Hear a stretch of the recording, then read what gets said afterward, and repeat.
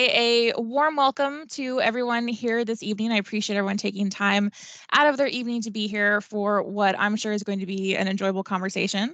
So again, thank you for joining us for the panel, which is the future of AI and liberal arts. I wanted to open with a quote from our SNHU president, Paul LeBlanc. And Paul says that my hope for AI is that it relieves us of some of our work so we can have more time with people for relationships and to engage in community. We're going to start with some housekeeping. So first, I'm going to read our access and accommodation slide. Your experience here at Southern New Hampshire University is important to us. It is our policy and practice to create an inclusive and accessible learning environment.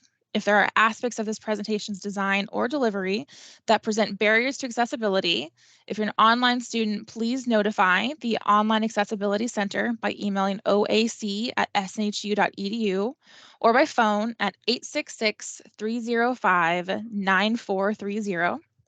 If you're a campus student, you can notify the Campus Accessibility Center by emailing cac@snhu.edu or by phone at 603-644-3118.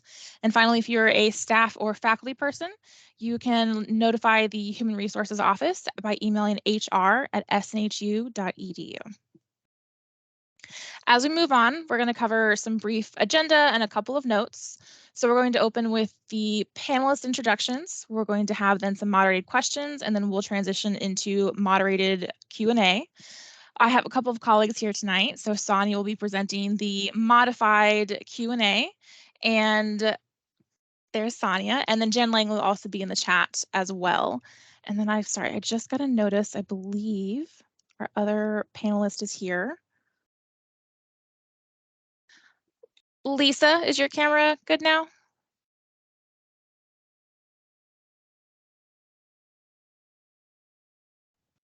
Hi. Hi. Sorry about that, Lisa. Thanks for joining us. That's okay. I'm happy to be here. Thank you. Yeah, of course. Perfect. So apologies, everyone. So yes, so moderated Q&A, Sana will be doing that as well. Just so you know, all attendee cameras and mics are disabled, and that's just to focus on the content for today. If you do want to submit a question for the Q&A portion, you can do that via the chat box feature in Teams. This session is currently being recorded, so bear that in mind. It will be available on YouTube afterwards. And just so you know, this is actually a presentation done in a certain way so that as you see links throughout the presentation, they will be clickable as well, so you can access them that way. Finally, I would encourage everyone to connect with SNHU. This is a service available to you as students or alumni, and we're here to help you at any point in time in your career journey. So resumes, applications, cover letters, I highly encourage you to take advantage of it. It's a great group of people. So with that, we're going to go ahead and transition to introducing our panelists. We're going to begin with Brian. Brian Williams is the art director and creative technologist at Adventures. And Brian, if you don't mind saying a bit about yourself and how you use AI in your day-to-day work. Thank you. So I'm an art director and creative technologist at Adventures. I also have a side gig, if you will, that I pretty much umbrella under Stemograph, pretty much a creative outlet for me. And I use AI in almost every aspect of concepting, creative briefs, executing in some different forms, whether it be generating images, VO samples, music samples, and even using AI as a creative partner and bouncing ideas off of it too. Using Pi.ai specifically for that. But yeah, I use AI for almost everything right now, even writing emails, down to writing LinkedIn posts in ways that I feel like I am not very proficient. I tend to lean into the AI to help me get things done. So I love that. That's pretty much it. Thank you. I know I'd shared previously that I made my background, it's AI. I made it in Midjourney. Is any of your artwork in the background AI? Yes. These are just small samples of the content that I basically crank out on my free time. It's become like a it was a hobby, but now it's becoming more and more of a big part of my life because a lot of what people lack in technical skill, AI can bridge the gaps. So anytime I have a creative thought, you can just use your phone to like, that's your canvas. So yes, a lot of this throughout the day, if it looks like I'm texting, it's probably me generating something. I'm always like cranking out ideas. And yes, that image was made in Midjourney. So just using different techniques to see what I can do with the tools that are afforded to us right now. I love that. Mine's also Midjourney, so that's awesome. Thank you for being here tonight. Yeah, thank you. So next we're going to introduce Lisa. So Lisa Burton is the Vice President, Humanities Editorial at MacMillan Learning. And Lisa, I would ask you the same question. If you could tell us a bit about yourself and also how you use AI in your day-to-day work. Hi, thank you. I'm really happy to be here. As the Vice President for Humanities Editorial, I oversee the editorial groups for what are our humanities disciplines, include English, history, communication, and college success. And so I work with development editors, media editors, program managers, and our audience is instructors and students. So we make things for classroom use and study tools. We have services, publishing services for schools as well. And we are really trying to learn as much as we can right now about how teachers and students are thinking about AI, using AI. When will the switch flip so that it becomes a really common thing that we're all expected to know? And in my own work, I will definitely say I'm not an expert. I just have a lot of curiosity and I'm excited to learn. I use ChatGPT. And I would say the most helpful thing I've used it for recently was writing a job description for a new role that we didn't have a template for. So that was pretty interesting. I'm really excited about AI, generative AI, as a brainstorming partner and thinking about the flipped interaction prompts. So that's something that I've been trying out with some questions that I'd like my team to be thinking about, but flipped interaction prompts get ChatGPT to ask you questions. So it has a lot of potential, I think, as a learning tool or as a thinking tool in ways that we don't have other tools that help us do that. Yeah, awesome. I hadn't heard of that flipped feature yet, so I imagine that we'll come back to that at some point because that sounds really exciting. It's fun. Awesome. So next we have Caleb. Caleb Owen is the manager of video production at the Channel Company. And Caleb, same question. If you could tell us about yourself and how you use AI. Sure. So yeah, I'm Caleb. I have been at the Channel Company a couple years now. When I first came in, I was actually on camera. I'm still on camera I video edit. I do all the different parts of the video production process, which means, I end up looking at a lot of different stuff right now where we have potential to use AI. I think the biggest area that we're using AI currently is a lot of, I would say, cleanup work. It's a lot of stuff like cleaning up audio, different tasks that are a lot more kind of easier to define of like, okay, there's a task here. Let's get that done. We can start using these things instead of taking it to maybe actually, a laborer like an audio engineer. I've got an AI powered tool online I can drop my audio into and it kind of spits it back out.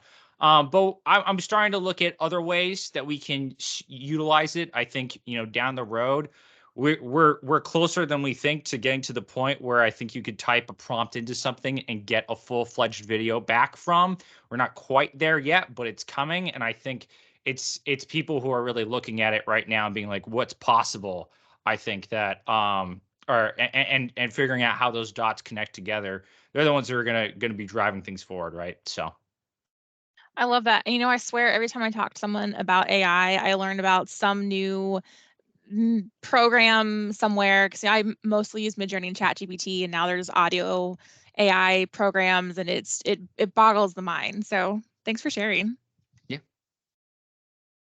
And next we have Lindsay. So Lindsay Joy is the Senior Director of Global Creative Talent Acquisition at Ogilvy, which I believe I pronounced correctly. So Lindsay, if you don't mind, excellent. If you could tell us about yourself and how you use AI, please. Sure. So I'm Lindsay. I work for Ogilvy, which is a big old advertising agency in New York City. I have a really crazy long title, but all of that is just a fancy way of saying that I recruit people to work as creatives in the agency. I do use AI. I use it on LinkedIn. Sometimes when I'm reaching out to people on LinkedIn, I'll sort of like let it create an introduction message for me. I can tell you that I have also used it to help us build job descriptions, because some of our job descriptions are actually quite outdated or have like a non-inclusive language, and AI is a really great way to filter some of that out. I can also tell you that within our agency, we use AI as a jumping off point, meaning I don't foresee it ever taking the place of a junior copywriter or art director, but I do see it as a place where those junior creatives can get to a really cool solution faster and with a little bit of help. That is one of our questions coming up, so I will be coming back around to We'll that. get back in. Yes, absolutely. And to round us out, we have Flynn. Flynn Zeiger is the CEO of Online Optimism. And so, Finn, if you can take us home and share a bit about yourself and how you use AI. Absolutely. So my name is Flynn Zeiger. I started a company called Online Optimism 11 years ago. I now work as CEO for it. Essentially 17 employees. We have offices in New Orleans and DC. And I personally use AI for pretty much proofreading because I am a bad writer. And it's really nice to not have to bother one of our content writers to actually edit my work. But the bulk of my job with AI is figuring out policies and procedures so that everyone working for me has a set of guidelines that they know that they can use AI for, that our clients are okay with, and that we are using data in a effective and client safe way. And that's really what my day-to-day AI use nowadays looks like. Awesome. I love that note about client safety. That's excellent to hear. Well, thank you again to everyone for being here this evening. I'm going to go ahead and take down the presentation so we can all look at our panelists.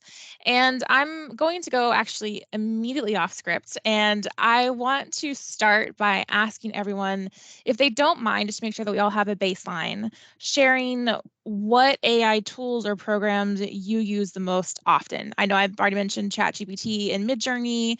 Are there any others anyone else uses? Where do I begin? Yeah. It's in a lot of them. I wish I could say off the top of my head, but there's new things popping up every day. You can literally ask Bard or ask Bard actually to come up with like a list of AI tools that are out there and current and people are using, and it will give you a better list than I can right now. But for the most part, I can't tell you I use everything that we've talked about. Claude is a good one.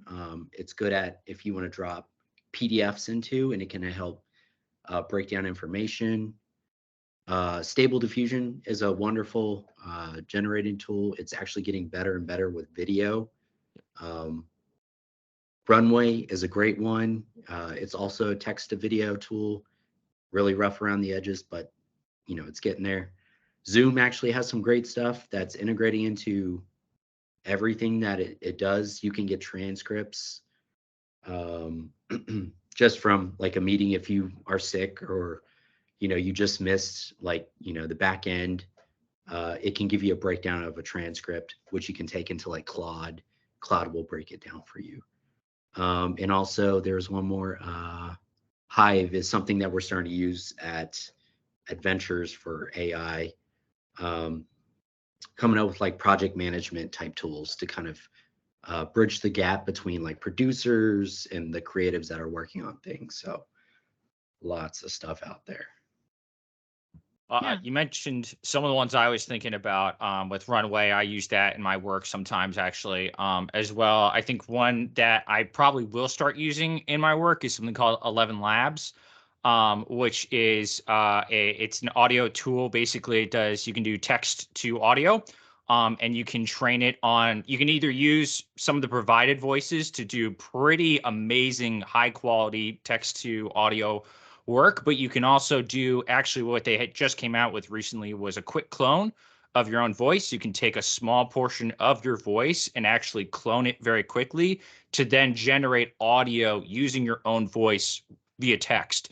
So the big use for my work is I actually just had a thing on Friday where my coworker was saying, "Oh, I was working on a video for a client and I said something wrong. The script actually didn't get proofed correctly, and I misspoke about what their level was, something they were a platinum level, whatever." And so she was like, "Well, I got to get out my, my microphone, my recording thing. I got to get that all set up and do all that again." What we could do instead is go into 11 Labs, get her voice cloned, take that little snippet and plug it right in there. And you've cut out probably, I'd say, about a half hour's worth of work, which in an 8-hour day isn't insignificant, I would say, and that's the kind of thing I think we'll start looking at. And I think the big thing from a talk I was listening to was that we can talk about the different tools that we use, but in 6 months to a year, half those tools are going to be gone. And they're going to be probably aggregated into other tools that will have better connectivity across them, and they'll integrate even better together. So like Adobe has all these things. Literally, I think between when I got this email to come on the panel and now, the amount of new things they just rolled out between Illustrator and Photoshop and everything, it's just crazy what's out there. So. Absolutely. I know I've tinkered with what Adobe can do with AI, and I think I've made the joke before that between Midjourney and AI, I've basically replaced myself. So it's definitely an ever-growing area for sure. And you're right, I was thinking one that I use is Yodely, I think, and I suspect they're undergoing some changes pretty quick here as well. So tons and tons of options. I'll leave it if anyone else wants to add in anything. Otherwise, I promise I'll go back to the script and we can stick with the questions.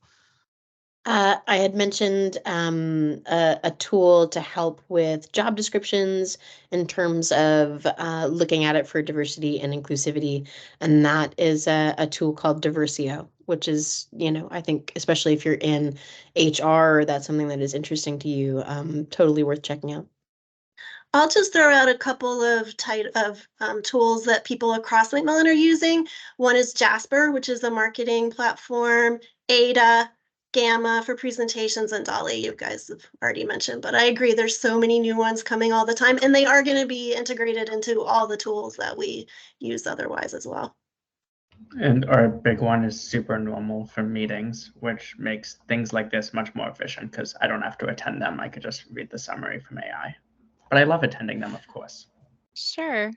No, that's okay. So I'm going to stay off script. That's a great point, though, because I think that, AI to free up your time a little bit. So there's obviously, Flynn, there's value for you in that because you're still able to get the information. Can you elaborate on that a little bit?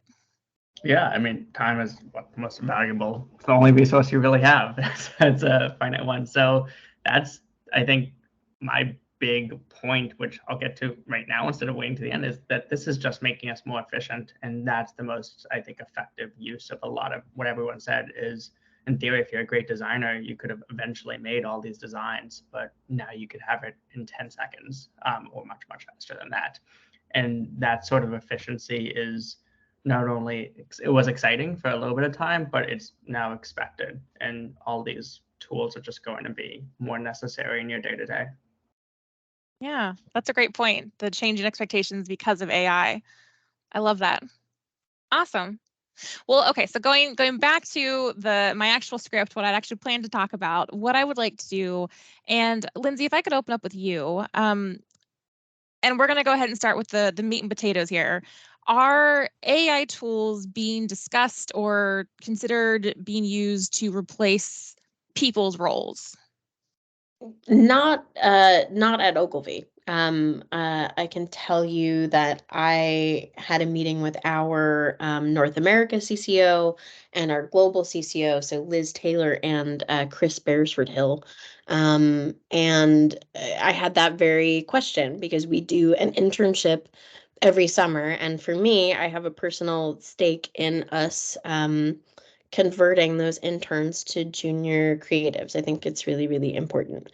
Um, and both of them assured me that they view AI as a jumping off point. They view AI as a way for junior creatives to save time, to generate ideas very quickly, but it does kind of take a human brain to look through and to sort of sift the really, really good nuggets. So for Ogilvy, I can say that we're not replacing junior talent with AI, but using it as a tool. I love that. That's actually another point that our President Paul has made, is that people aren't going to be replaced by AI. They're going to be replaced by people who know how to use AI. So I think that very much ties into that. So thank you. My next question is for Caleb. Do you see any challenges or any challenges related to implementing AI usage long term? You know what's funny is I have notes on like all the questions, and this is the question I have the smallest amount of notes for. Oh no. But I can still definitely answer that. I think the thing that long term is being able to, for us to assess where are the tools at currently. Are they able to actually achieve the outcomes that we wanted to, or do we still need to see some development there? I know for us, I mean, there's a lot. I'm running with a pretty small team. It's not a big team. We don't have people who can go out and take some of these different tools and start building kind of our own in-house AI. I think if we were able to do that, we might be able to find some other places more quickly to implement. But I think some of it does come. I think when we start to get to some of the ethics questions, that might be some of the issues that we run into a little bit there.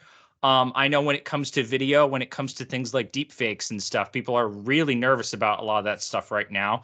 A lot about misinformation, the political landscape, just the issue that kind of can come from that of being able to clone someone's voice, like I was talking about.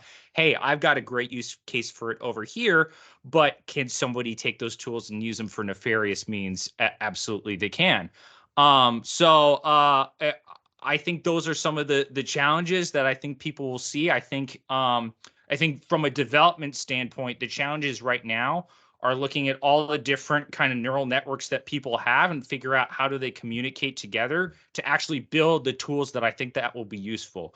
Because I mean, you have kind of machine vision, which can see images and be able to produce text from them. You have the text to image, text to some of these other things that are being worked on. Let's find this kind of a tool that will be able to combine some of these things together that actually will then be something that's useful for us. I know we use a tool right now called Lumen 5 that takes blog posts that you can then create really simple graphic videos based off of. And it's good enough for what we need it for, but there's so many ways it could be improved. So I think those are a few of the different areas that I'm kind of looking at right now. So Yeah. Well, I mean, that was a great answer for not having many notes in that question. That's a great answer. So I wonder too, something that I've heard a lot and something that I've said, and I should say that I'm not an expert on this field in any way, shape, or form. We don't yet truly have AI. What we have right now is prompt engineering. We have machine learning. Is what you're describing this like perfect integration of different AI programs? I mean, is that like the future of robots? Like, what does that look like to you in a dream world? And I'm sorry, for you, Caleb. Oh, for me, I mean, someone else wants to hop in there too, because I mean, one thing I think is really interesting, and I think I have some of these notes later down, is that I feel like as I look at the AI that specifically in my field, when I come up against some of this stuff, it almost leads me back to more the kind of philosophical questions of what is good art to begin with? What does that even mean? How do we define that? And I think that that's something that people say, oh, AI can't be completely generative right now. But part of me wonders, has it not just been coded well enough? Has it not had enough data sets? Has it not been polling enough? at some point, will it have enough all these things to pull from that it will be so complex that it really does kind of mimic people and what we're able to do? I don't know. I think it's silly to say it will never happen, because I think we never saw this coming in the first place, right? So, but if somebody else wants to jump in there to talk about that, please go for it. Yeah, please. Does anyone have anything to add to that? I love this question. I mean, I think that it's really getting at the value of originality and authenticity and who should take credit for what, right? And those are the things that we should be talking about with art and writing. And to me, it's much more important to be able to talk about your learning journey with AI. Like, I wouldn't expect someone, I mean, I'm not an expert. No one at my company, well, I won't say no one. We have a couple of experts, but most people are not experts in generative AI at this point. I would expect someone to come and say, this is what I've learned and this is how I've learned it. I don't care as much about this is what I made with AI. Anybody can make an image with DALL-E. Anybody can write, say I told ChatGPT to write something for me and it can write it. That's kind of a boring party trick at this point. Like, at this point, I want to know, what have you learned as you've been learning about using these tools? And I think that as if there is a convergence of tools at some point in the way that you're talking about, there's still going to be a drive for human connection. And I think that's a really important thing to be talking about right now. Yeah, it's interesting you say human connection at the end of that, because it's 100% my journey with AI has been more connections based on a pure, like, it's a whole new world of possibilities that is so fantastic and scary and great all at the same time, that a lot of people have found common ground to be able to share ideas and grow with. And that's been a lot of my journey with this AI, is meeting people who are just as passionate and understanding of the possibilities and what it could do for you. And to it could also, it's a double-edged sword, like you were saying. It's anybody can type in, give me a pretty picture, and the first result could be a pretty picture, but is it doing justice to the idea that you have? A lot of what I found with AI is your ideas will always be the thing that rises to the top. If you have a good idea, no matter what medium you're using, it will be built upon either by yourself or your colleagues or others, and it will be recognized for that. I was seeing it on LinkedIn that mediocrity is now going to be free, because if your baseline, it's everyone's going to be like, yeah, that's just a generated image.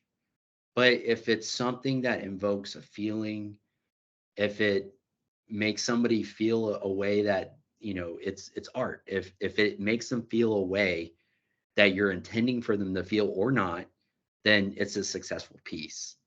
Yeah, it's just one of those things where I found that exploration in the space has been the most rewarding in my past 10 years of being an art director. So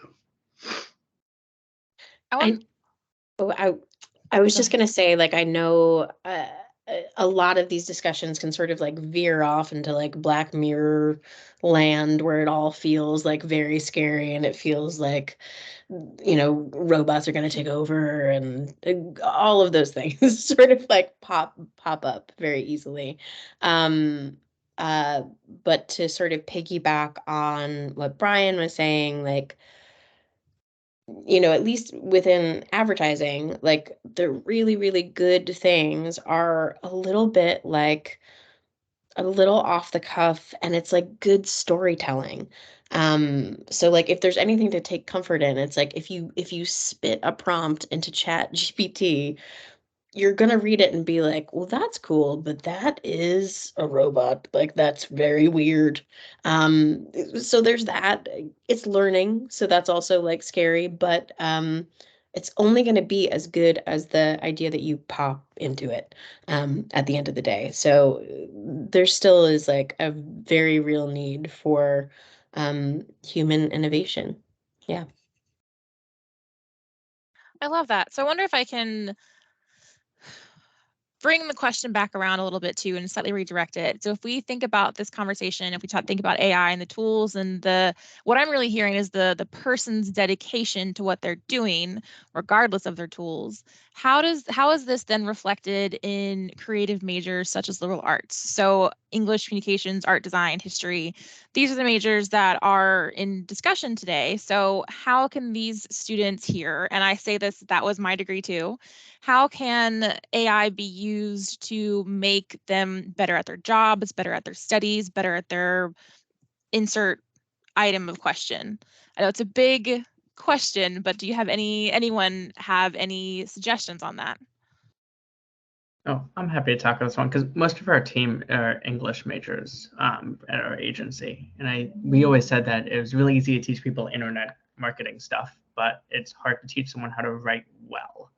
And I think the best example of how AI could be applied there is that when AI first started coming out, I saw all the tweets saying you could program whatever you want, and I decided I would program a website. And then 8 hours later, I was incredibly frustrated and no closer because it's really good at getting you 95% of the way there. And that last 5% that makes something good, I couldn't figure out what to type in to get the answer. And I find that I think what liberal arts majors will find with the English is that it will do the first 95% amazingly. And it's going to do it much quicker and it's going to be wonderful. And it brings incompetent people to that 95% level. So you can no longer be that level. But that last 5%, that little niche you need for copywriting or design or something that will make it feel special is still going to need someone who's talented and trained and educated in how to do that. So I think that that's really knowing the questions to ask or the last little bit that will make something good is still a talent. And that's what you should be thinking about training for. It's still a mindset, right? I mean, I think it's curiosity, creativity, willingness to learn, and I think owning your learning journey, being able to talk about your AI literacy narrative, how you came to understand it and what you're still learning. Like, I think we still need to have creative thinkers and strategic thinkers. And, there are a lot of interesting conversations happening right now about what AI can't do as well as what it can do. If you look at Kevin Roose's book, Future Proof is a fantastic book to show you there are things that computers and generative AI in particular is not going to necessarily be able to do. Just to jump off that, hopefully relevant to your question as well, Daisy, but it's something I wrote too. What are we not using AI for? I'm in a pretty niche field. I'm in the IT. We're an IT marketing company, is what we do.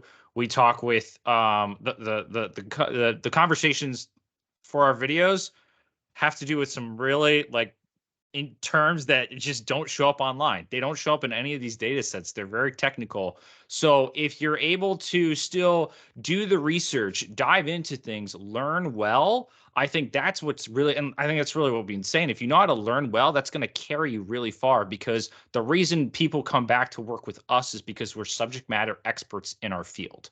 And so they know when they come to us, we know what we're talking about, and we're like, hey, we'll produce a video that's going to, hit these different points, and it's specific to your industry. It's going to be what the target audience is looking for. And AI still can't do that. I can't use an AI to write those scripts. Maybe a baseline for those scripts, sure, but not when it comes down to some of the technical things, the cybersecurity things and different terms like that. Because you know what? This stuff is brand new. So there's no way for the AI to know. It's going to come up. It's going to generate content. And it's actually going to be false, because that's something that AI will also do, is it will do what you tell it to do, whether you like it or not, whether or not it's true or not sometimes. So that's an area I think that, if you're great at learning, you get into a niche, you can really you can be really valuable to the people in that industry then. You know, if I follow that, I wonder if there's a potential future at play where AI is just assumed. It's one of the tools. I don't know what the marketing tools are that people use. I couldn't tell you a single program. And is there going to be a future point in time where I just know that AI is going to be one of them, and that's just the company that I hired, it did the job and it did the tools that it used, and that was just one of them. I can see that happening as well. So I want to ask one more kind of big picture question here, and this is another very big one. But when you think about AI in any context, do you think that it is a concern or a potential opportunity when it comes to things like exploring, bias in the work environment, things like that? I'm always concerned about, humans are still building these machines. Humans have inherent bias, but there's also apparently, Lindsay, I forgot the exact program name, but there's something that's out there to remove bias, which I think is amazing. I would open it up to anyone who wants to speak to that. Yeah, Diversio is pretty amazing. We put a lot of our sort of HR related documents through it just to get a gut check. But there are even add-ons that are within Microsoft, meaning like if you're typing an email right now and there's language in it that feels one way or another, you'll notice like a little blue line appears just saying like, hey, watch your tone, or you might want to reconsider what you're saying here. And I think that they are going to be like part and parcel of our everyday life. I think they're going to end up being add-ons to most of the things that we use on the day-to-day. That's awesome. I know that Yodely does something similar. If you have it record a speech, which I've had it do, and I think the word I used was mantra, and it flagged it for me and said not quite appropriate, maybe try motto instead. And I had to go, wait, what, mantra? And I had to look it up, and I was amazed, and I learned a lot just from that one little tiny feature in a whole program. So that's awesome. We had our designers look at how, and I'll put it in the chat, OpenAI specifically looks at fonts and gender and how it differentiates those sorts of things, which was mostly because I think that was an easier topic for us to tackle than the visual art generators and gender and race, which is complex. We just had a project for Cotex, and all of our programming was like, because the whole point of the campaign was to actually talk about female reproductive parts and use the proper words. So almost every bit of copywriting that went out was flagged. Gosh. Typography and AI is an intersection I didn't know that I needed until that was offered. So I have that pulled up. I'll look that over later. That's very exciting. So we have about 20 minutes left. So what I'd like to do at this point in time is pivot and ask for Sonia to come on and lead us through the student submitted Q&A, and then I will wrap us up at about 3 minutes to go before the hour. So Sonia, thank you very much, and take it away. Yes, thank you so much. This has been a great conversation, everyone. Thank you. And our audience here, they have some great questions for the panel. So I'm going to jump in because there are a lot of questions. The first one is, have any of the panelists had to write policy for the use of AI in their organizations? I have not written it myself, but we do have policies, guidelines right now because of the intellectual property and copyright laws that may impact our products. We do have guidelines about what we don't want people to be using AI for. And so there are policies, but I haven't personally been involved in writing them. Right. Yeah, same situation for me too. We wrote basic guidelines that I put in the chat that we didn't have them run by a lawyer. We just wrote them. But one thing that I do think I personally feel is I feel not great about using like individual artists and like author styles. I think there's a lot of lawsuits around that will probably take years to get solved. But personally, I feel that's too close to using someone's ideas without compensation. So that's against the guidelines internally for us. All right. Thank you so much. Oh, go ahead.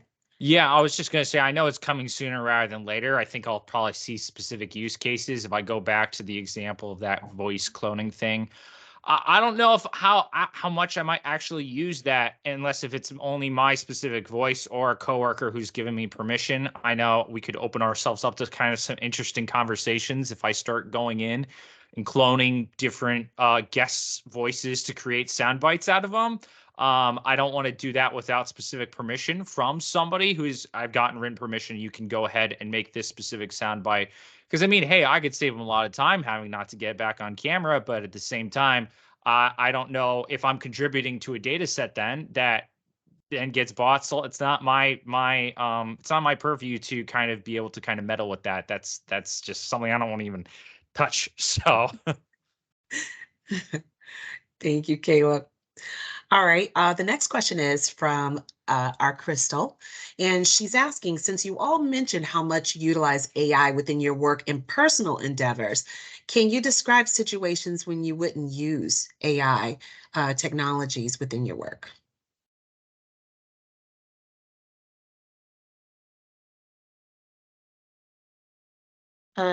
Sometimes when I'm reaching out to folks, specifically creatives, I find that I have to be really specific. Meaning I need to look at their portfolio, pull out specific things that resonated with me, things that take a little bit of research on my part.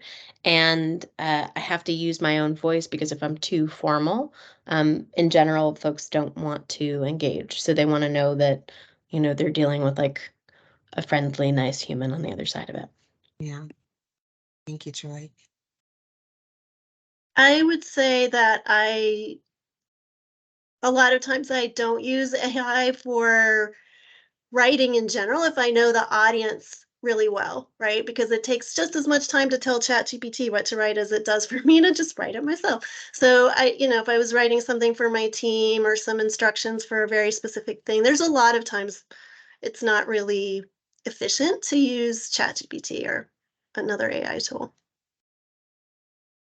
Thank you.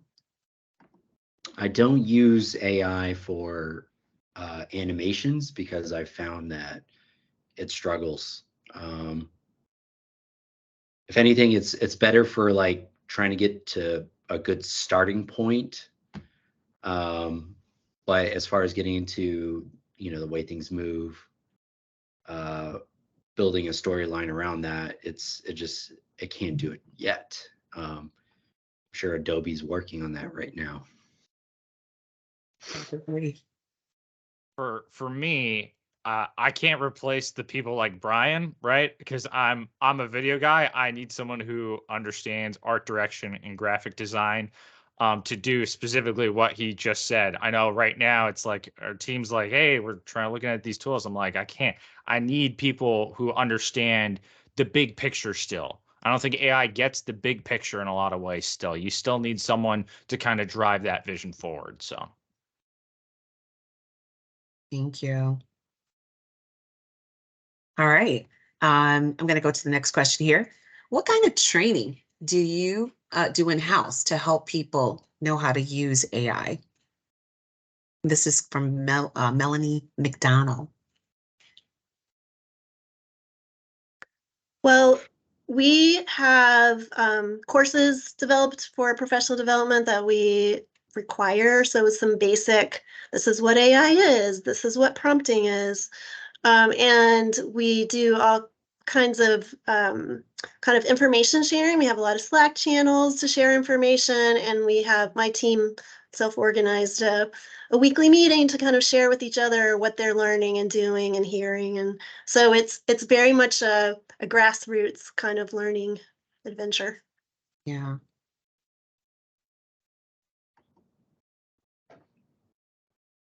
Yeah, Brian, did you have something? I saw you. Yeah, it's tricky because a lot of AI proficient people right now are mostly self-taught.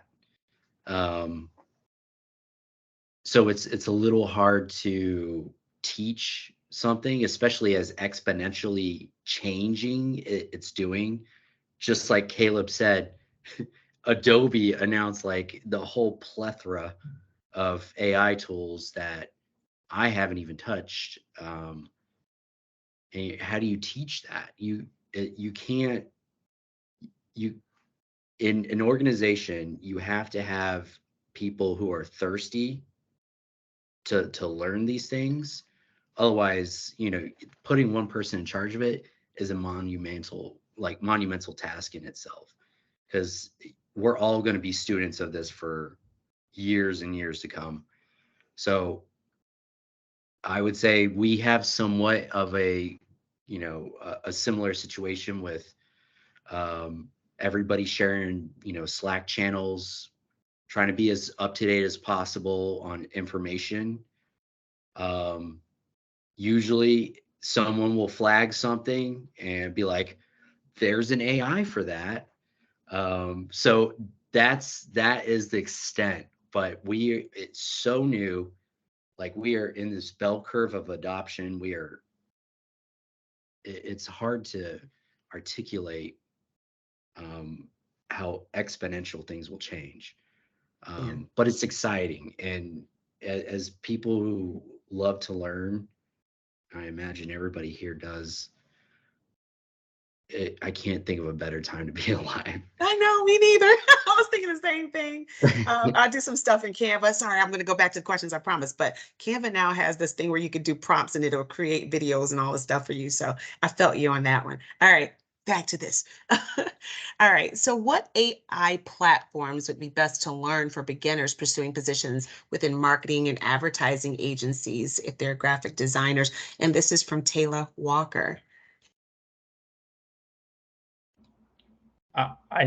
It's the major ones, and it's the ones that aren't the cool, fun, like, oh, this just popped up on whatever channel. Like, it's OpenAI and Adobe's tools, because those are the ones that the agencies are trusting to use.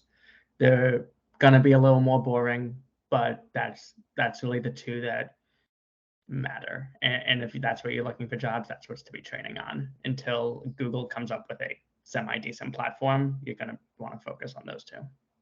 Nice. I'm sorry, I only caught a little bit of that question. What AI platforms would be best to learn for beginners who are pursuing positions within marketing and advertising agencies? Midjourney, Dolly, actually, forget Dolly. It's okay. Adobe's going to own something. It's going to be massive, whatever it is. But right now, like Flynn said, it's really boring. It can do some things, but it's like, you want to start wide. Like, I know there's a lot of things that you feel like you're on thin ice, because you're like, what are the legal ramifications of this exploration or this exploration? This is all just exploration. Just go out there, learn Midjourney, get proficient with ChatGPT in some way. If you're tech savvy, crack open Stable Diffusion. You're probably going to be writing code in the future. There's a lot of things out there, but if you're a designer, or if you're illustrator, or if you're anywhere in the creative field, I think you can be pretty dangerous with Midjourney and ChatGPT. Thank you, Brian. All right, we have another question. Any resources available to easy to understand AI art licensing and attribution guidelines? Or are there specific tools used for this? Any resources available for easy to understand AI art licensing and attribution guidelines? Look at those smiles. It's the Wild West. Nobody out there. knows. Yeah. Yeah. Oh, goodness. It's the Wild West out there. Ask for forgiveness. Yeah. Oh, it's better to ask for forgiveness, huh? Yeah. I have so many questions on IP. I don't know how you all do it. I think someone even mentioned it. I can't remember who, but someone talked about credit. And I think that's something that if we can figure out how we credit AI, because I think there's there's different tiers to it, right? There's a different tier of like, I went into Midjourney or whatever, and I typed in a prompt and then it got me this thing. Ultimately, still, you had to do something to make it appear. But I think there's that level of AI generated versus there's certain kind of that I see in the video field that's much more AI assisted. It was, oh, I went into 11 Labs and Midjourney and these different things. I created some of these assets. I filmed some myself. I did some of my own voiceover work, some of my own illustration. I combined that into a video that I then published online or maybe even put out into the world. Well, what was it? Disney's one of their recent the Marvel shows had a AI intro that their beginning thing was AI AI assisted, at least I think. I don't think it was a full AI generation, but if No, we it could figure was out, was it? It was full. Yeah, Th- you're talking There about you go. Secret Invasion. Yeah. Yep. Yeah, exactly. Yeah. So interesting. Like, how do we credit? Like, but ultimately then in terms of that credit, what data sets did it pull from as well? I think is another thing that I think you could start drill into more to get even more granular in terms of how we can credit it, because some of these other things I'm seeing are, hey, we took an artist that we licensed, we paid for them, and we trained an AI model on that style that they produced for us and then produced content using that model. Credit was given everywhere along the whole way. There's no licensing issue because they paid everyone. I think that's a model of using AI in a pretty fair legal use way. I had another more fancier way of saying that, but ultimately that's what it boils down to, right? So yeah, I think that's some of the stuff that I think I've at least been thinking about. Yeah. Nice. Well, we're kind of running low on time, so I did want to try to get one more question in because sometimes there's intersectionality in some of the questions here. So let's see.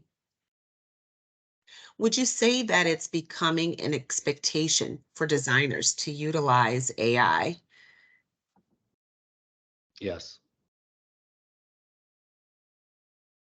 It's. I mean, if you watched anything that Adobe just announced, if you haven't, go see it right now.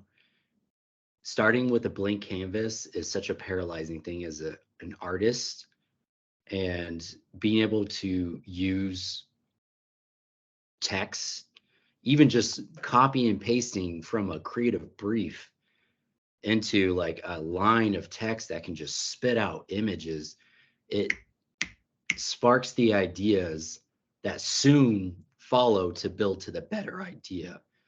So as a designer, if you're not at least looking at generative vector or working with Firefly in some capacity, or even Midjourney, like I mentioned, you're going to be, you're making things more difficult for yourself rather than incorporating a collaborative partner. You know what I mean? Yeah, absolutely. Anyone else? All right, well, I wanted to say thank you so much to our panelists tonight. I'm going to turn it back over to Daisy. It was such a pleasure learning from you all. For the students who did submit questions, we'll try to do some follow-ups for you to get the answers to those questions. And thank you again for having me. Daisy, back to you. Thank you, Sonia. That was excellent. I appreciate that very much. Yes, I want to wrap it up with one final question. I love to do this. I've warned no one about this, but if you could give one piece of advice to a student who is about to graduate with a liberal arts degree going into the career world tomorrow, what would that be?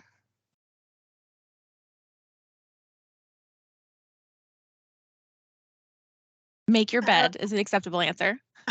I'll start.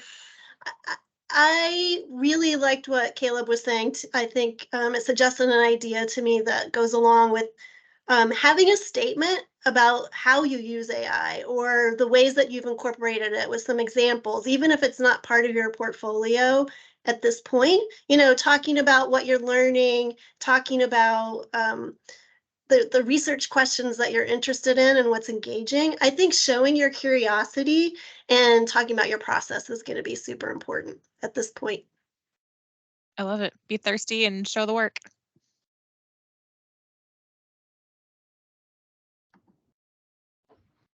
Yeah, I think that pretty much sums it up. I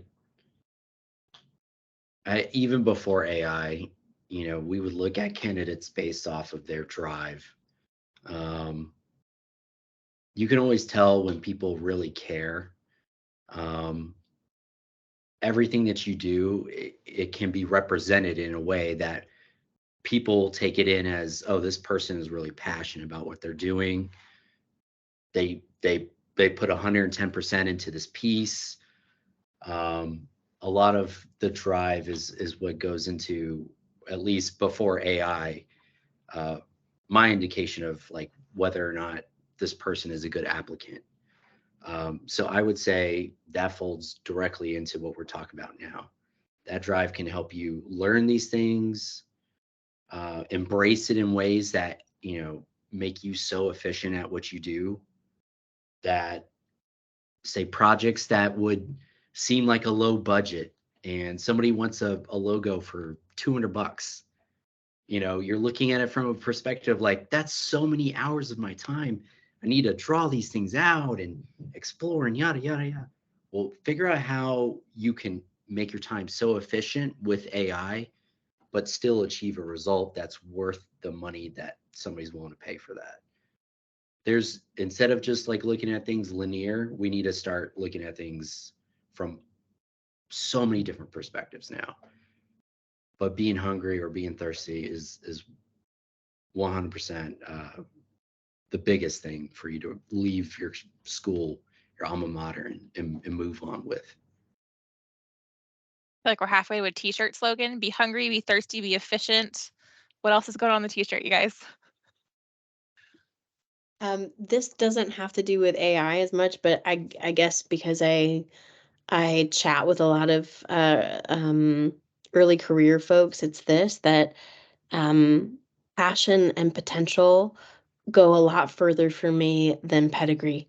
And just know that if you have an interesting story, that means a lot more to me than going to Harvard Business School. So when you get to the point where you have your in-person interview, know that the person on the other side wants you to be successful, and take a big deep breath and know that you deserve to be there. Love that. Oh, I'll give the old school answer that you should still network. you could ask ChatGPT for a job, but it unfortunately can't pay you. And I think what was mentioned earlier, there's a very passionate community about this. So if you like AI, you could look in your local cities. Pretty much every city that all of our remote employees are in, we're sending them to each city's AI events. There's also Discords online. Join a community and talk about it, and you'll meet people. And that, I think, is going to be helpful to your career, is that this is the same as every job search was for decades. There's now just a passionate community that you could center your focus on. You should do it.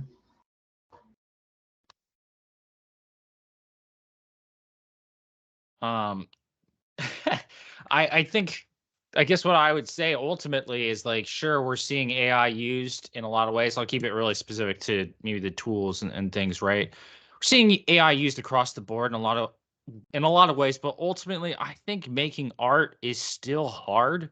It's going to continue to be hard, to make something that people care about, to make anything that people care about that has a message that people want to listen to. When you're in the liberal arts sphere, it's the learning across all the different disciplines, across all the different things. I think if you take that, like we said, take that learning mindset and just keep that through your whole career. And I think that's when you start making the connections that people will want to listen to you. They'll want to hear your story, hear your thoughts, right? And I think that's really the value in kind of the liberal arts and why it's still so important, right? I love that. I think that's a fantastic note to end on. We are right at the hour, and y'all have queued me up so well, because I do want to mention to the students in attendance tonight that we do have other presentations later in the week. So there is a networking presentation and a portfolio presentation. All information is on Handshake. And I will say again, thank you so much to our panelists. This was a fascinating conversation. I could keep it going for hours, but I'm sure everyone has lives to get to. So thank you again for your time. And I hope everyone has a great night. Thank you. Thanks, Thank you. all. You too. Thanks, everybody. Take care, everybody. Thanks. Bye, everyone. Bye, everyone.